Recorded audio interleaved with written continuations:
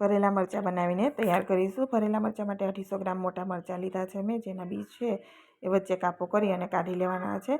જો બીજનું પ્રમાણ ઓછું હોય એને ન કાઢો તો પણ ચાલે। તો આ રીતે બધા જ મરચાંના બીજ મેં કાઢી અને તૈયાર કરી લીધા છે અને હવે આપણે મસાલો બનાવવાની તૈયારી કરીશું।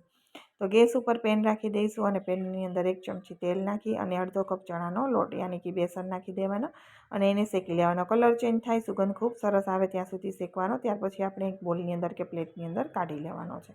હવે આપણે એની અંદર સિંગદાણા અથવા તો તમે ચવાણું પણ નાખી શકો। મારી પાસે ખાટું મીઠું ચવાણું તો અડધો કપ નાખી અને એને પીસી લીધું છે। જો તમારી પાસે સિંગ હોય, શેકેલી કે ખારી સિંગ હોય તો એનો ભૂકો પણ તમે 1/4 કપનો મિક્સ કરી અને નાખી શકાય।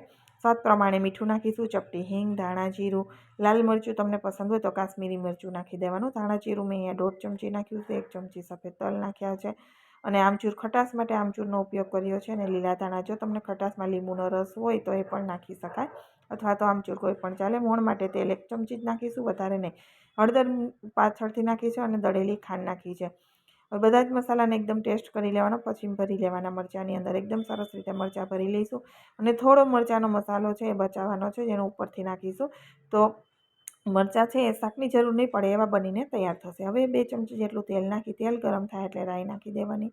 હિંગ અને હળદર નાખી અને રાઈ મરચાંનો આપણે વઘાર કરી લેવાનો છે। એનો કલર ચેન્જ થાય ત્યાં સુધી આપણે એને મીડિયમ ફ્લેમ ઉપર સાતળીશું। ત્યાર પછી આપણે એની અંદર મસાલો અને ઉપરથી સફેદ તલ થોડા ભભરાવી અને મિક્સ કરી દઈશું।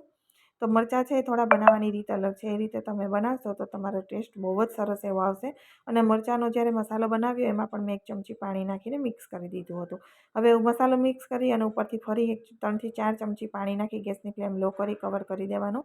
3 મિનિટ પછી આપણે ચેક કરવાનું, મરચાં સરસ બફાઈ ગયા છે। ફરી ગેસની ફ્લેમ બંધ કરી કવર કરી દેવાનું અને ઠંડા થાય ત્યાં સુધી ખોલવાના નહીં। ઠંડા થાય ત્યાર પછી ખોલશો તો તમે જોઈ શકો છો મરચાં એકદમ મોઢામાં પાણી આવી જાય એવા સરસ બનીને તૈયાર થઈ ગયા છે। મારી રેસીપી પસંદ આવી હોય તો મારી ચેનલને સબસ્ક્રાઈબ જરૂરથી કરજો અને વિડીયોને લાઇક અને શેર કરવાનું બિલકુલ ભૂલતા નહીં।